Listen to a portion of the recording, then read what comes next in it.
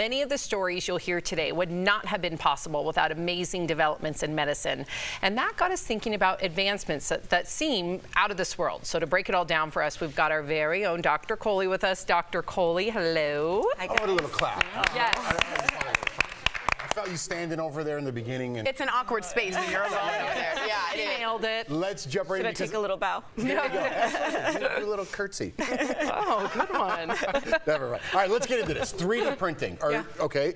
For your organs. It blows my mind. I can't believe this is a real thing. How is that possible? I want to ask you about something that, come on. 3D printing has been used by doctors for years to help them practice, but now we're getting to a point where actual organs can be printed with organic tissue. I don't even know how that works. How close are we to actually doing this? Well, we aren't just close, we're actually doing it. So there are patients in clinical trials who are getting organs. Now, these are the simple organs we're talking about.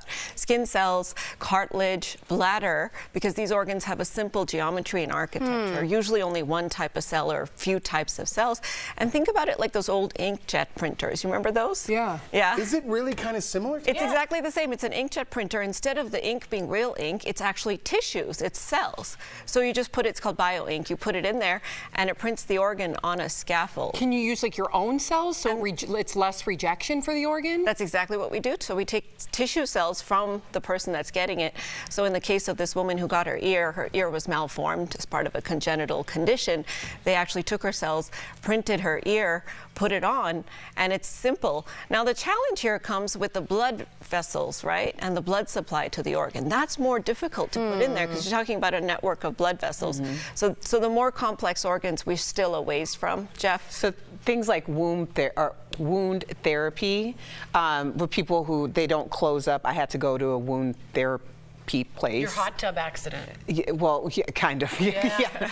But yeah, that makes a lot of sense. So to cover. skin grafting, burn victims, you know, you can print a piece of their skin, and the skin is complicated too. It has hair cells and those other types of cells on it as well. But imagine what that could do for patients. Imagine what that could do for cosmetic surgery. Imagine what that could do for beauty products. Currently, we test them on animals, right? We could go completely cruelty-free. Love this. Just do it Yes. on like tissue in the lab and not have to use animal testing to get our cosmetics approved. And one day they can print food and we can end hunger. And that's what I'm hoping for. I'm not kidding. It is in the works. Where do you get the... It's made of a peanut butter synthetic that comes out and it can feed in packets thousands and millions of people that it's flat and they ship it out. Thousands and millions? Yeah, both of them. One of the things I've been curious about is how doctors can do surgery with robots. Is this safe? What's going on? Yeah, the first time I saw it in medical school kind of freaked me out a little bit because we were many rooms away from the patient. There was just a robot in the operating room with the patient. We were sitting like in a control room and the robot was doing surgery, but we were controlling the robot. Back when you were in medical school? Wow. Yeah, and so the idea here is that robot can get into places that you can't, right? So there's improved dexterity, improved accuracy because the robot is a little bit more sort of delicate in its surgery and you can see better. But if you think about driving a car, it took us years to learn how to drive a car. So learning how to drive a robot as a medical professional, there's a steep learning curve.